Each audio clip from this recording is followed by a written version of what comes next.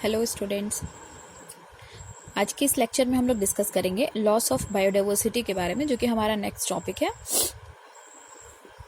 अब इसमें ये हमें देखना है कि जो एनसीईआरटी में जो सारे डेटा दिए हुए हैं वो हमें लर्न करना है, और मतलब ऐसा क्या रीज़न है, मेन ऐसी कौन कौन सी कॉजेज़ हैं जिनकी वजह से जो हमारी बायोडाइवर्सिटी है, जो हमारे इकोसिस्टम की जितनी भी स्पीसीज डाइवर्सिटी है, ये धीरे धीरे लॉस हो रहे हैं, ख़त्म हो रहे हैं। ठीक है, तो पहले तो ये हम देखें कि जितने भी अब तक के रिकॉर्ड में हैं, ठीक है, और देखो इनको जो रिकॉर्ड किया जाता है सारे स्पीसीज़ के बारे में, और जिस बुक में इनका रिकॉर्ड होता है सारी स्पीसीज की, कौन कितनी स्पीसीज एक्सटिंक्ट हो चुकी हैं और कितनी जो है वल्नरेबल हैं और कितनी थ्रेटेंड हैं, ठीक है, कितनी इंडेंजर्ड हैं या कितनी क्रिटिकली इंडेंजर्ड हैं।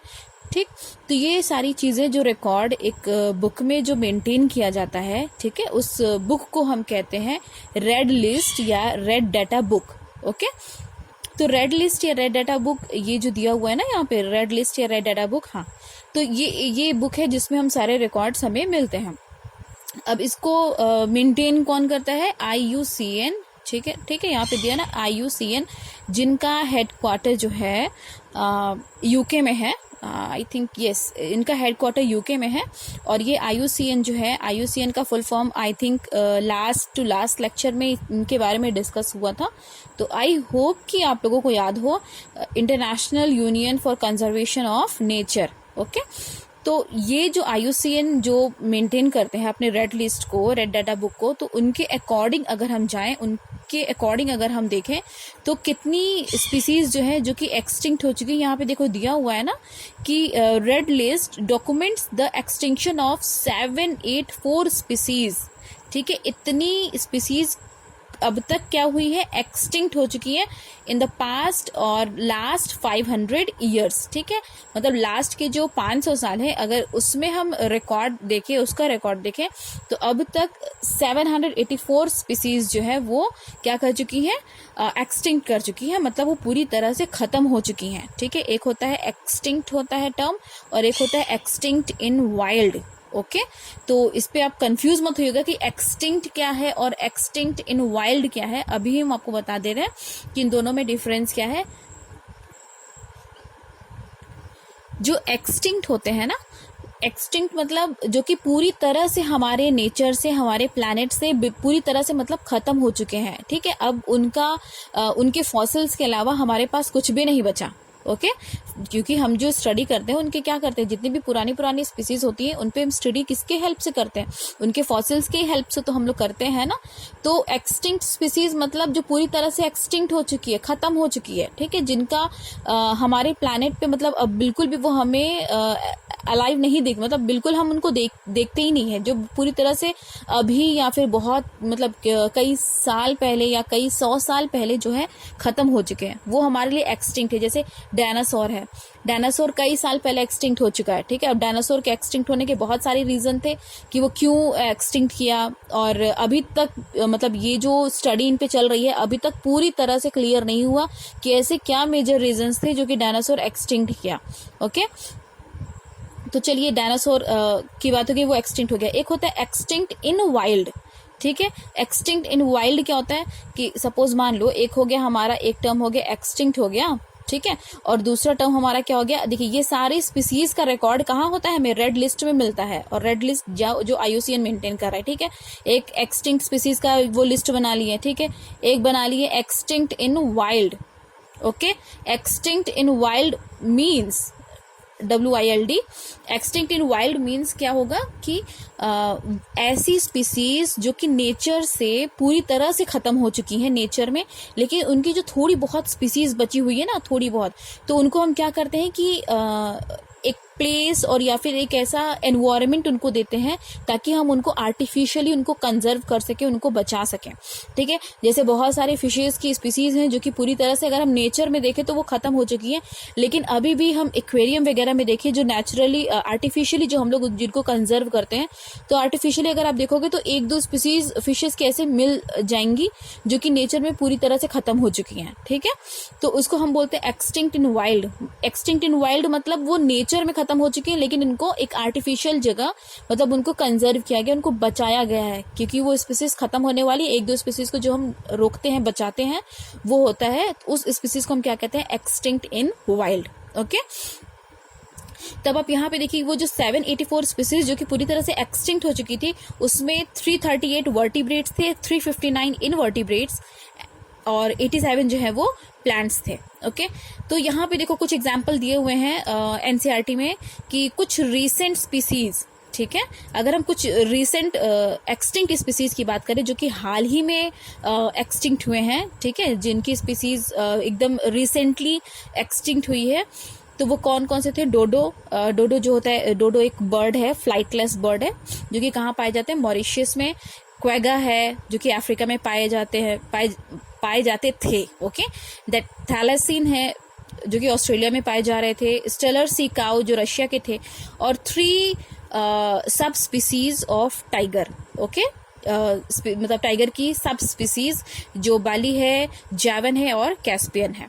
ओके, देखो यहाँ पे दिया हुआ है ना, the last 20 years alone have witnessed the disappearance of 27 species। सोचिए, लास्ट 500 स्पीसीज की अगर हम बात करें तो 784 स्पीसीज उस 500 साल में क्या हुआ, एक्सटिंक्ट हो चुका। लेकिन अगर हम सिर्फ 20 साल की बात करें, ठीक है, सिर्फ 20 साल की, तो उस 20 साल में सोचिए 27 स्पीसीज जो है वो एक्सटिंक्ट कर चुकी हैं।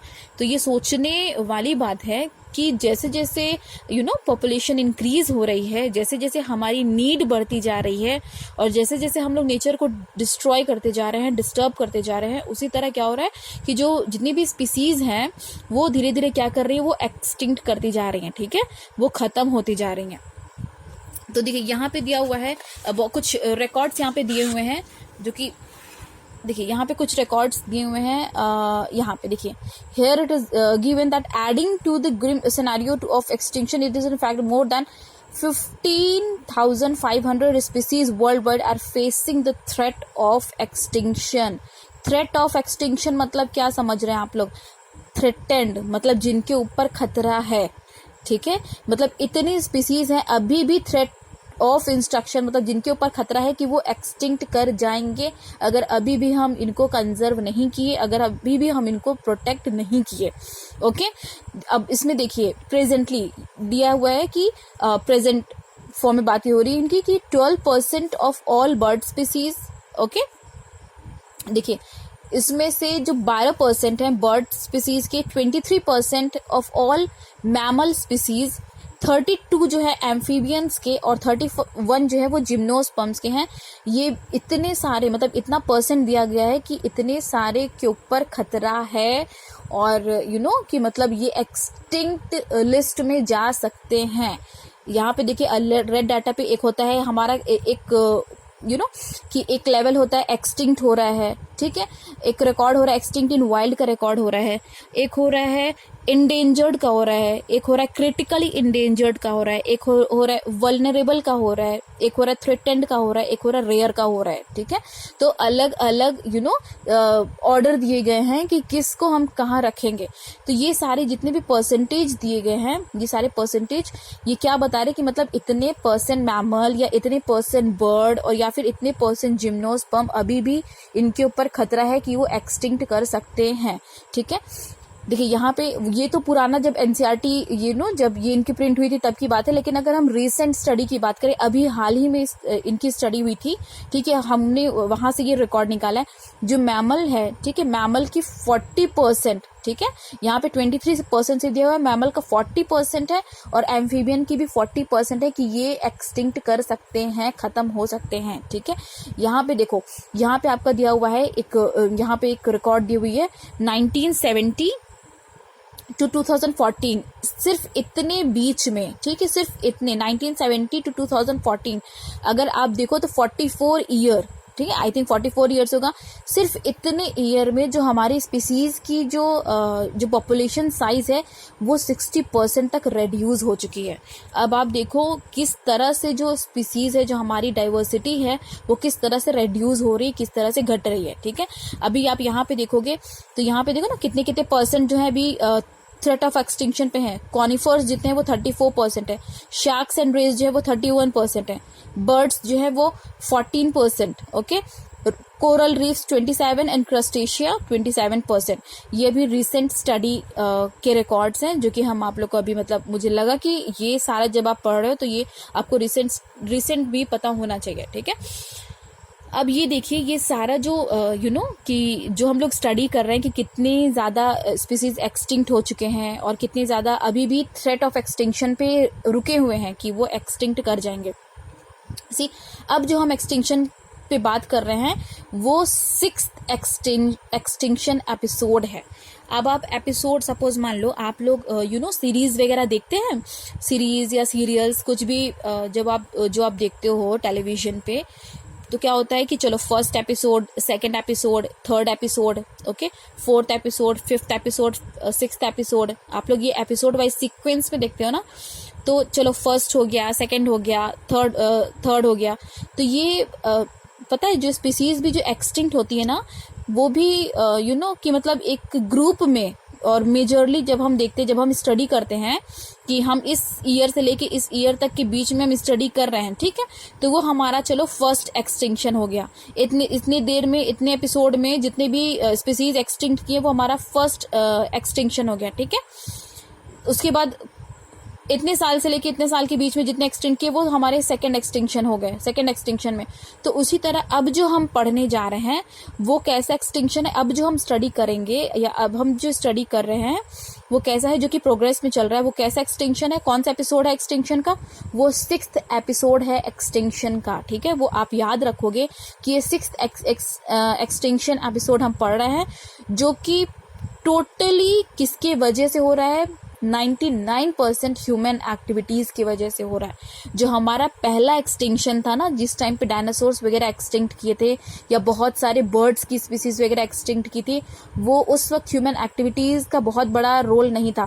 उस वक्त जो एक्सटिंक्ट किए थे वो नेचुरली एक्सटिंक्ट किए थे, ठीक है, कि नेचर उनके फेवर में नहीं था, वो एक्सटिंक्ट कर गए। लेकिन अब जो एक्सटिंक्शन हो रही है वो कैसा एक्सटिंक्शन है, वो ह्यूमन बेस्ड है और ह्यूमन एक्टिविटीज की वजह से वो एक्सटिंक्शन हो रही है। ठीक है, तो ये सारा रीजन है यहाँ पे, मतलब ये सारी वजह है कि किस वजह से वो जो स्पीसीज है हमारी वो एक्सटिंक्ट कर जा रही है। ठीक है, अब आप यहाँ देखोगे कि अगर आप जनरल में बात करो कि in general loss of biodiversity in a region में लेड टू, ठीक है, जो बायोडाइवर्सिटी लॉस हो रही है हमारे इकोसिस्टम में वो किस किस चीज़ को बढ़ावा दे सकती है। सबसे पहले डिक्लाइन इन प्लांट प्रोडक्शन, जाहिर सी बात है कि जितने भी प्लांट प्रोडक्शन है उनका वो डिक्लाइन हो जाना। लोअर रेजिस्टेंस टू एनवायरमेंटल, ठीक है, perturbation such as drought, yes, ये प्लांट डिक्लाइन करेंगे तो क्या ड्रॉट के भी जो चांसेस है वो भी बढ़ जाएगा। और जितने भी इकोसिस्टम है जैसे ना प्लांट प्रोडक्टिविटी, वाटर यूज, ये सारी चीज़ें मतलब इनमें बहुत ज़्यादा डिफरेंस देखने को मिलेगा। जिस तरह से डिजीजेज स्प्रेड होंगी और जिस तरह से पेस्ट वगैरह जो है वो इंक्रीज करेंगे, मतलब ये अगर हम जो कह रहे हैं कि अगर बायोडाइवर्सिटी लॉस होता है तो ये हमारे इकोसिस्टम के लिए, हमारे नेचर के लिए ये बहुत बड़ा, मतलब आप कह लो कि बहुत ही ज़्यादा नुकसान की बात है कि जो धीरे धीरे ये स्पीसीज जो है ये लॉस हो रही है, ये धीरे धीरे जो हो रही है वो ख़त्म हो रही है। ठीक है, मतलब हम अपने नेचर को डिस्ट्रॉय कर रहे हैं और हम जितने भी अर्बनाइजेशन है हम उनको बढ़ावा दे रहे हैं।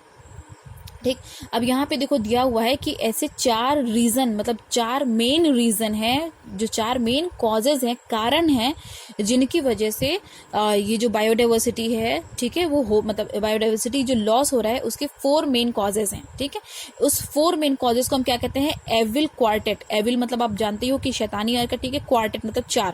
तो ऐसे कौन से 4 मतलब एविल थिंग है जो कि हम करते हैं और जिनकी वजह से बायोडाइवर्सिटी लॉस हो रहा है। तो ऐसे कौन कौन से कारण है, कौन कौन से रीजन है। तो सबसे पहला जो है हमारा वो है हैबिटेट लॉस एंड फ्रैगमेंटेशन। ठीक है, हैबिटेट लॉस एंड फ्रैगमेंटेशन। दूसरा है आपका ओवर एक्सप्लॉयटेशन। तीसरा है आपका एलियन स्पीसीज इन्वेजन और चौथा है आपका को एक्सटिंक्शन। ठीक है, अब आप देखो यहाँ पे habitat loss and fragmentation. Habitat loss and fragmentation बहुत सिंपल और बहुत जनरल वे में हम आपको बताएं। सपोज आप इमेजिन करिए, आप यहाँ देखो ये एक हैबिटेट है। हैबिटेट तो आप सबको पता होगा, अब ये मत कहना कि हैबिटेट हमें नहीं पता कि हैबिटेट क्या है, ठीक है। ये एक एरिया है, या फिर आप इमेजिन करो ये कोई फॉरेस्ट है, ठीक है। ये कोई फॉरेस्ट है, यहाँ पे बहुत सारी स्पीसीज रह रही हैं, बहुत ज़्यादा स्पीसीज यहाँ पे रह रहे हैं। और यहाँ पे चाहे प्लांट की स्पीसीज हो, चाहे एनिमल की स्पीसीज हो, चाहे वो एल्गी फंजाई जो भी हो, ठीक है, जितने भी स्पीसीज है सब यहाँ पे रह रहे हैं और बहुत अच्छे से रह रहे हैं, बहुत अच्छे से ये लोग सर्वाइव कर रहे हैं। इनको पूरी तरह से एक प्रॉपर एनवायरनमेंट मिला हुआ है, अच्छा नेचर मिला हुआ है, जो यहाँ पे क्या कर रहे हैं, सर्वाइव कर रहे हैं, ठीक है। तो ये क्या है, मतलब ये एक एरिया है, ओके, ये एरिया है फॉरेस्ट का, ओके। अब आप क्या देखोगे यहाँ पे कि ह्यूमन एक्टिविटीज की वजह से, सपोज मान लो ह्यूमन एक्टिविटीज की वजह से अब आप यहाँ पे एक बहुत बड़ी क्या बोलते हैं सिटी है, ठीक है, यहाँ पे एक बहुत बड़ी सिटी है।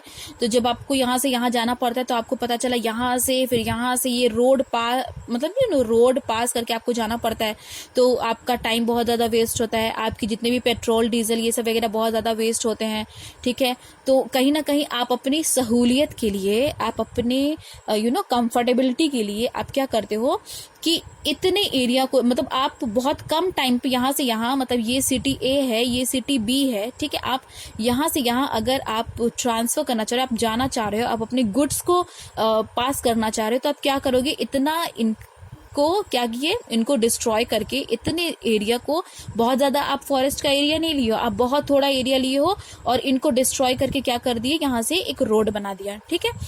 अब देखो ये तो रोड बना दिया, ये आपके लिए बहुत ज़्यादा, चलो भाई बहुत वाहवाही हो गई कि चलो ठीक है बहुत अच्छा कंट्रीब्यूशन रहा है और चलो रोड बन गई, चीज़ें बहुत जल्दी से हो रही है। लेकिन आप ये नहीं सोचते कि आपने नेचर को डिस्ट्रॉय किया है, ठीक है, आपने इनके नेचुरल हैबिटेट को तोड़ा है, ब्रेक किया है, ठीक है, मतलब इनके नेचुरल हैबिटेट को मतलब खोया है, लॉस किया है और इनको छोटे छोटे टुकड़ों में डिवाइड कर दिया है। मतलब एक फ्रैगमेंट यहाँ बन गया, एक फ्रैगमेंट्स यहाँ बन गया, ठीक है। मतलब कहीं ना कहीं जो इनकी नेचुरल हैबिटेट थी उनमें डिस्टर्बेंस आई और उनका क्या हुआ, उनको फ्रैगमेंट्स में तोड़ा गया, छोटे छोटे टुकड़ों में बांटा गया। अब आप ये बताओ, यहाँ पे जितने भी स्पीसीज रह रही हैं उनको क्या, उनको एक लार्ज एरिया चाहिए अपने आप को सर्वाइव करने के लिए, ठीक है। तो जब लार्ज एरिया इनको सर्वाइव करने के लिए चाहिए होता है तो ये क्या कहेंगे, इनको उस तरह से एरिया मिला नहीं, तो ये क्या करेंगे, जो नियर बाय विलेजेस हैं वहां पे जाएंगे, ठीक है। और जितने भी एरियाज हैं मतलब नियर बाय, वो क्या करेंगे, वहां पे जाएंगे और वहां पे ये जाके वहां पे जितने भी जितने भी डोमेस्टिक एनिमल सर्वाइव करते हैं वो उनको क्या करेगा, ये जितने भी वाइल्ड एनिमल है उस जगह जाके जितने भी डोमेस्टिक एनिमल है उन क्या करेंगे, अब इनको कुछ ना कुछ रहने के लिए, खाने के लिए तो चाहिए ही चाहिए, क्योंकि इनको कहीं ना कहीं इनमें क्या हो गया, डिस्टर्बेंस क्रिएट हो गई, तो ये जाके उनको फीड करेंगे, उनको खाएंगे। और इस तरह से जो होता है कि मतलब ये जो स्पीसीज है धीरे धीरे क्या होता है, वो लॉस होती रहती है, खत्म होती रहती है, ठीक है। तो अब जब यहाँ पे देखोगे, देखो यहाँ पे जब आप देखोगे ना, यहाँ पे ये देखो, the most dramatic example of habitat loss come from the tropical rain forest. यहाँ पे देखो फॉरेस्ट की बात हो रही है, ट्रॉपिकल रेन फॉरेस्ट की। देखो अर्लियर किसी टाइम पे होता है ना, वंस अपॉन अ टाइम, ठीक है, किसी टाइम पे ये पूरे अर्थ का 14% लैंड जो है वो कवर करता था, ट्रॉपिकल रेन फॉरेस्ट, ठीक है। मतलब वो इतना बड़ा था कि पूरे अर्थ का वो 14% लैंड जो है वो कवर करता था, लेकिन अब जो है वो 6% से ज़्यादा भी नहीं है। तो अब आप सोचिए आपने वहाँ के एरिया को कितना ज़्यादा इफेक्ट किया और या फिर कितना ज़्यादा उनके हैबिटेट को लॉस किया, ख़त्म किया, ठीक है। तो जाहिर सी बात है जब आप जहाँ पे स्पीसीज इतनी ढेर सारी रह रही हैं और जब आप उनके हैबिटेट को ही खत्म कर दोगे, उनको छोटे छोटे टुकड़ों में डिवाइड कर दोगे, एकदम फ्रैगमेंट्स बना देंगे आप उनका, तो किस तरह से स्पीसीज सर्वाइव करेंगी, धीरे धीरे स्पीसीज क्या होती रहेंगी, खत्म होती जाएंगी, ठीक है। तो ये भी तो एक रीजन है हैबिटेट लॉस एंड फ्रैगमेंटेशन, किसका, लॉस ऑफ बायोडाइवर्सिटी के लॉस का एक रीजन है, ठीक है। अब आप ये देखना, चलो एक ये हो गया। यहाँ पे देखो the Amazon rain forest, Amazon आप जानते हो, अमेज़न, ठीक है, अमेज़न रेन फॉरेस्ट जिनको हम क्या बोलते हैं, yes, lungs of the planet. ये हम लोग लास्ट लेक्चर में भी डिस्कस किए थे, इनको लंग्स ऑफ द प्लैनेट क्यों कहा जाता है, क्योंकि ये बहुत लार्ज एरिया अर्थ का कवर करते हैं और ये हमारे नेचर में, हमारे इकोसिस्टम, ये फ्रेश ऑक्सीजन बहुत ज़्यादा प्रोवाइड करते हैं, क्योंकि यहाँ पे जो ग्रीनरी है, जो ट्रीज है, वो बहुत लार्ज अमाउंट में पाए जाते हैं, ठीक है। तो इनको लंग्स बोला जाता है क्योंकि ये हमें फ्रेश ऑक्सीजन देते हैं। अब ये देखो यहाँ ये क्या कह रहा है कि harbouring probably millions of species is being cut and cleared for cultivating soya beans. अब सिर्फ सोयाबीन के कल्टीवेशन के लिए कम से कम वहां से मिलियंस ऑफ स्पीसीज को क्या किया गया, कट किया गया, डैमेज किया गया, डिस्ट्रॉय किया गया। ठीक है, तो ये सारे रीजन है कि हम अपने हम अपने ज़रूरतों के लिए, हम अपनी नीड के लिए हम क्या करते हैं, नेचर को डिस्ट्रॉय करते हैं। और जब हम नेचर को डिस्ट्रॉय करते हैं तो धीरे धीरे स्पीसीज भी क्या होती है, वहाँ से लॉस होती रहती है और जिनकी वजह से बायोडाइवर्सिटी जो है वो बुरी तरह से धीरे धीरे डिक्लाइन होती रहती है, खत्म होती रहती है। ठीक है, तो ये एक रीजन हो गया हैबिटेट लॉस एंड फ्रेगमेंटेशन का। अब आप नेक्स्ट आ जाओ, ओवर एक्सप्लॉयटेशन। ओवर एक्सप्लॉयटेशन पहले बता दिए थे कि मतलब ह्यूमन बींग्स जो अपनी नीड के लिए जो डिस्ट्रॉय करते हैं अपनी, कभी हॉस्पिटल्स बनवाना हो गया तो कभी उनको स्कूल्स बनवाने हो गए या फिर कभी बहुत बड़ा फैक्ट्री बनाना हो गया, इंडस्ट्री बनाना हो गया, तो धीरे धीरे हम लोग क्या करते हैं, नेचर के लैंड को खत्म करते हैं। और जब हम उनको खत्म करते हैं तो धीरे धीरे स्पीसीज भी जो है वो धीरे धीरे क्या होती है, वो खत्म होती रहती है। ओके, देखो यहाँ पे दिया हुआ है ना कि yes, human have always dependent on nature for food and shelter. Food and shelter के लिए हम सब हमेशा नेचर पे ही डिपेंड हुए हैं, लेकिन अगर सिर्फ जितनी हमें ज़रूरत है अगर सिर्फ हम उतना यूज़ करें तो हम नेचर को कभी डिस्ट्रॉय नहीं करेंगे।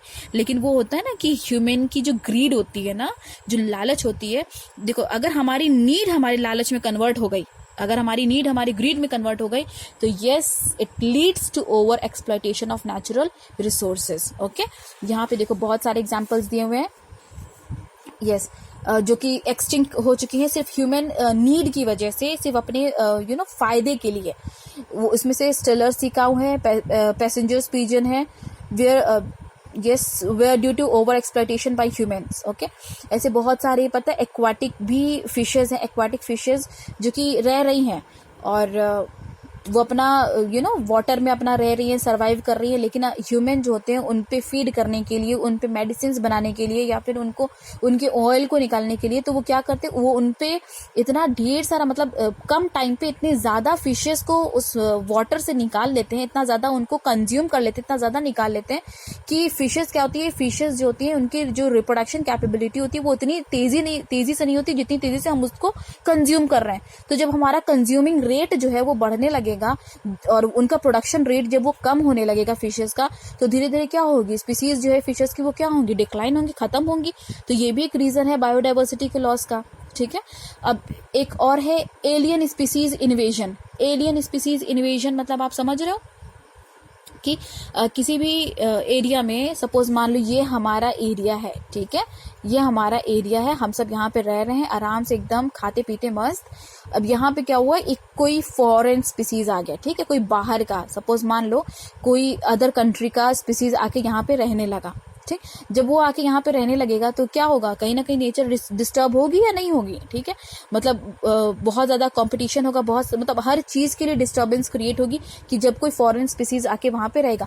देखो जो फॉरेन स्पीसीज, जो एलियन स्पीसीज है ना, इस एरिया में आके रहेगा ना, तो उसको बहुत ज़्यादा, देखो अब आप एग्जाम्पल लो कि सपोज हम लोग अपनी सोसाइटी में रहते हैं, ठीक है, आप एग्जाम्पल लो कि ये हमारी सोसाइटी है, ठीक है, यहाँ शर्मा जी का घर है, ठीक है, यहाँ पे जो है, यहाँ पे तरुण अंकल का घर है, यहाँ पे जो है, यहाँ पे जो मिंकी आंटी का घर है, ठीक है, यहाँ पे बहुत सारा, आप ये कर लो। अब इनके घर में क्या हो रहा है, इस घर में क्या हो रहा है, अगर ये घर बहुत ज़्यादा कि बहुत ज़्यादा अच्छे काम कर रहे हैं तो इन तीन को क्या होगा, उनसे जेलसी फील होगी। ठीक है, तो इनका आपस में कंपटीशन बढ़ जाएगा। ठीक, ये अगर बहुत अच्छे काम कर रहे हैं तो इन तीनों का, इनको आपस में इन तीनों का कंपटीशन स्टार्ट हो जाएगा। तो जो हम सोसाइटी में रहते हैं तो क्या होता है कि बहुत हम लोग रहते हैं तो आपस में हम लोग का क्या होता है, कंपटीशन होता रहता है कि अरे भाई देखो उनके घर में ये है, उनके घर में वो है, उनका बेटा यहाँ काम कर रहा है, उनकी बेटी वहाँ काम कर रही है। तो ये मतलब आपस में ही कंपटीशन इतने लोग में ही चल रहा है। वापस से कोई एलियन स्पीसीज आया, वो यहाँ बीच में सर्वाइव कर रहा है। ठीक है, बाहर आया, यहीं पे अपना वो फ्लैट वगैरह लिया, खरीदा और वो यहाँ पे सर्वाइव कर रहा है। अब ये जो चार है ना, उसको इससे लेना देना नहीं है, वो क्या करेगा, वो आराम से अपना खा रहा है, पी रहा है, सर्वाइव कर रहा है, वो मतलब अपना काम भी कर रहा है। और हम क्या है, हम आपस में ही कटे मरे जा रहे हैं। अब वो काम करते करते क्या होगा कि वो पूरी तरह से उस एरिया पे राज करने लगेगा अच्छे से, और लेकिन हम क्या है, हम जहाँ थे हम वहीं से वहीं रह जाएंगे या फिर हम और कम होते जाएंगे। तो यही चीज़ एलियन स्पीसीज के साथ होती है कि जितने भी जो इंडिजिनस स्पीसीज होते हैं, जो पहले से ही उस एरिया में रह रहे हैं, जितने भी इंडिजिनस स्पीसीज हैं, वो क्या करेंगे कि उनका आपस में ही उनके प्रीडेटर है, उनके प्रे हैं और उन पे इन्फेक्ट करने वाले छोटे छोटे पैथोजेंस हैं। तो नेचुरल मतलब उनको खत्म करने के लिए बहुत सारी चीजें हैं, लेकिन जब एलियन स्पीसीज आता है उस एरिया में रहने के लिए, तो उनका कोई कॉम्पिटिटर नहीं होता, उनके लिए कोई पैथोजन नहीं होता, उनके लिए कोई डिजीज नहीं होती, और वो तुरंत क्या करते हैं, वो सर्वाइव करते रहते हैं। और एक टाइम ऐसा आता है जब ये पूरी तरह से हावी हो जाते हैं और ये स्पीसीज जो है, जितने भी इंडिजिनस स्पीसीज हैं, इनको खत्म करने लगते हैं। और यही होता है एलियन स्पीसीज इन्वेजन में, कि जब हम किसी एलियन स्पीसीज को इन्वेड करते हैं अपने लोकल एरिया में, तो जितने भी लोकल स्पीसीज होती हैं उन पे खतरा होता है, और या फिर वो स्पीसीज धीरे धीरे क्या होती हैं, डिक्लाइन होती रहती हैं, खत्म हो जाती हैं। ठीक है, यहाँ पे एग्जाम्पल्स देखो, यहाँ पे दिया हुआ है नाइल पर्च का। ठीक है, नाइल पर्च को इंट्रोड्यूस किया गया कहाँ, लेक विक्टोरिया में। ओके, नाइल पर्च को कहाँ इंट्रोड्यूस किया गया, लेक विक्टोरिया में इंट्रोड्यूस किया गया। ठीक है, अब वो वहां पे इंट्रोड्यूस किया गया है इनको, नाइल पर्च को। उनके इंट्रोड्यूस होने की वजह से उस ही मतलब उस ही लेक की इतनी सारी स्पीसीज, ठीक है, किक्लिड फिश जो है, ठीक है, 200 स्पीसीज ऑफ किक्लिड फिश जो है, वो तुरंत क्या की, वो एक्सटिंक्ट कर गई। तो सोचिए, इनके ये एलियन स्पीसीज हैं, ये यहाँ पे एंटर की और यहाँ के जितने इंडिजिनस स्पीसीज थे वो क्या हो गई, एक्सटिंक्ट कर गई, खत्म हो गई। ठीक है, उसी तरह जब आप एग्जाम्पल लो, उसी तरह देखो दिया हुआ है कैरेट ग्रास, जो कि पार्थेनियम होते हैं, लैंटिना और वाटर हायसिंथ इकोर्निया का आई थिंक आप लोग क्लास 11th में पढ़े हो, जिनको हम लोग बोलते हैं टेरर ऑफ बंगाल, जो कि एक ऑर्नामेंटल प्लांट है, जिनको इंट्रोड्यूस किया गया था बाहर से बंगाल में। सिर्फ इनका कि मतलब ये देखने में खूबसूरत लगते हैं और सिर्फ इनको इनकी खूबसूरती के लिए, इनके ऑर्नामेंटल इनकी चीज के लिए इनको इंट्रोड्यूस किया गया। ठीक, वो आ तो गए बंगाल में, लेकिन ये इतनी तेजी से लेक में मल्टीप्लाई करे, इतनी तेजी से पूरा एरिया कवर कर लिए कि जितने भी डिसॉल्व ऑक्सीजन थे, ठीक है, जितने भी डिसॉल्व ऑक्सीजन थे क्या बोलते हैं, वाटर के, इनको कंज्यूम कर लिया। जब ये वाटर हायसिंथ जो है, इकोर्निया, जब वहां डिसॉल्व ऑक्सीजन को पूरा कंज्यूम कर लिए, ये एक्वाटिक प्लांट है, ठीक है, वाटर हायसिंथ एक्वाटिक प्लांट है, जो कि वाटर का पूरा ऑक्सीजन, जो डिसॉल्व ऑक्सीजन है, उनको कंज्यूम कर लिया, उनको खत्म कर दिया। तो जितने भी नीचे एक्वाटिक प्लांट्स और एनिमल्स रह रहे हैं, वो क्या किए, वो धीरे धीरे खत्म हो गए, डिस्ट्रॉय हो गए। तब इनकी वजह से, ये एलियन स्पीसीज है, इनकी वजह से जो इंडिजिनस स्पीसीज थे, जो ऑलरेडी पहले से वहां पे रह रहे थे, वो क्या हो गए, वो खत्म हो गए। ठीक है, तो ये होता है, ये भी एक रीजन है क्या बोलते हैं, बायोडाइवर्सिटी लॉस का। ठीक है, एक तो पहला हमारा था हैबिटेट लॉस एंड फ्रैगमेंटेशन, जो कि हम बता चुके हैं, ओवर एक्सप्लॉइटेशन बता चुके हैं, एलियन स्पीसीज इन्वेजन, जब हम किसी एलियन स्पीसीज को इन्वेड करते हैं लोकल एरिया में, तो जो इंडिजिनस स्पीसीज है वो धीरे धीरे क्या होती है, वो एक्सटिंक्ट कर जाती है, खत्म हो जाती है। लास्ट जो है कॉजेज, वो है को एक्सटिंक्शन। को मतलब समझ में आ रहा है कि यहाँ पे म्यूचुअलिज्म और सिम्बायोटिक रिलेशनशिप हमें देखने को मिलेगा, को। ठीक है, एक्सटिंक्शन मतलब एक दो स्पीसीज रह रही है, ठीक है, ए स्पीसीज और बी स्पीसीज, ठीक है, ये इन पे डिपेंड है, ये इन पे डिपेंड है। ठीक है, इनमें से अगर एक एक्सटिंक्ट किया तो दूसरा भी क्या करेगा, ऑटोमेटिक एक्सटिंक्ट कर जाएगा। ठीक है, हम जैसे एक जनरल वे में हम एग्जांपल लेते हैं प्लांट्स और एनिमल्स का। ठीक, प्लांट्स और एनिमल्स का हम एग्जांपल लेते हैं कि प्लांट्स जो होते हैं वो एनिमल्स पे डिपेंड होते हैं, क्योंकि एनिमल्स होते हैं उनको क्या देते हैं, कार्बन डाइऑक्साइड देते हैं। ठीक, तो चलो कार्बन डाइऑक्साइड उन्हें मिल रहा है, प्लांट क्या कर रहा है, फोटोसिंथेसिस प्रोसेस कर रहा है और वो पूरी तरह से अपना फूड प्रिपेयर कर रहा है और वो खाने के लिए भी दे रहा है ह्यूमन बींग्स को, साथ साथ में फ्रेश ऑक्सीजन भी दे रहा है। ठीक है, अब हम क्या करें, उनसे फ्रेश ऑक्सीजन ले रहे हैं, तो कहीं ना कहीं एनिमल्स एंड प्लांट दोनों जो है एक दूसरे पे क्या है, डिपेंड है। अगर हम पूरी अर्थ से सिर्फ पूरे के पूरे प्लांट्स को अगर हम एलिमिनेट कर दें, खत्म कर दें, हटा दें, तो क्या एनिमल सर्वाइव कर पाएंगे, नहीं सर्वाइव कर पाएंगे। तो इनको हम बोलते हैं को एक्सटिंक्शन, मतलब अगर एक स्पीसीज एक्सटिंक्ट किया तो दूसरा भी स्पीसीज जो है वो ऑटोमेटिक क्या करेगा, एक्सटिंक्ट कर जाएगा। ठीक है, इसमें एग्जांपल जो दिया हुआ है, एक डोडो का, जो हम लोगों ने पहले भी नाम देखा, डोडो क्या है, फ्लाइटलेस बर्ड है, जो कि मॉरिशस में पाए जा रहे थे। तो डोडो क्या है, डोडो जो है वो फ्लाइटलेस बर्ड है, मॉरिशस में पाए जा रहे हैं। ठीक है, और डोडो किस पे डिपेंड था, एक ट्री पे डिपेंड था, उस ट्री का नाम I think Calvaria, I think. Okay, तो उस ट्री का नाम जो है वो कैलवेरिया ट्री था, कैलवेरिया ट्री। ठीक है। डोडो क्या करते थे, कैलवेरिया ट्री पे डिपेंड होते थे, इनकी सीड को क्या करते थे, वो कंज्यूम करते थे, ठीक है। जो डोडो फ्लाइटलेस बर्ड था ये इनकी सीड को खाता था, ठीक। और वो सीड तब तक जर्मिनेट नहीं होती थी जब तक वो डोडो के डाइजेस्टिव सिस्टम से पास होके नहीं जाता था, ठीक है। तो इनकी सीड को जर्मिनेट करने के लिए डोडो के डाइजेस्टिव सिस्टम से पास होना पड़ता था, ठीक है। और डोडो किसकी सीड पे डिपेंड था, वो कैलवेरिया ट्री के सीड पे डिपेंड था। तो दोनों एक दूसरे पे क्या थे, डिपेंड थे। लेकिन अभी रिसेंटली एक्सटिंक्शन में हम लोगों ने देखा कि डोडो जो है वो क्या किया, वो एक्सटिंक्ट कर गया, डोडो एक्सटिंक्ट कर गया। तो साथ साथ में डोडो के साथ साथ कैलवेरिया ट्री भी जो है वो एक्सटिंक्ट कर गए। ये एक बेस्ट एग्जांपल है को एक्सटिंक्शन का, ओके।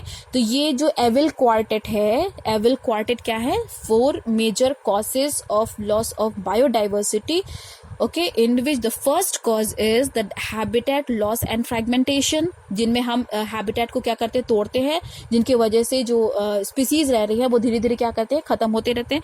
ओवर एक्सप्लॉयटेशन, जो कि ह्यूमन एक्टिविटीज की वजह से होते हैं। एलियन स्पीसीज इन्वेजन, जब हम किसी एरिया में एलियन स्पीसीज को इन्वेट करते हैं। और एक हो गया हमारा को एक्सटिंक्शन, ओके। आई होप कि ये लेक्चर और ये वीडियो आपको समझ में आया हो, और मिलते हैं नेक्स्ट वीडियो में नेक्स्ट लेक्चर के साथ, जो कि है हमारा बायोडाइवर्सिटी कंजर्वेशन। अभी तक हम लोगों ने लॉस के बारे में पढ़ लिया, किस तरह से बायोडाइवर्सिटी लॉस हो रही है।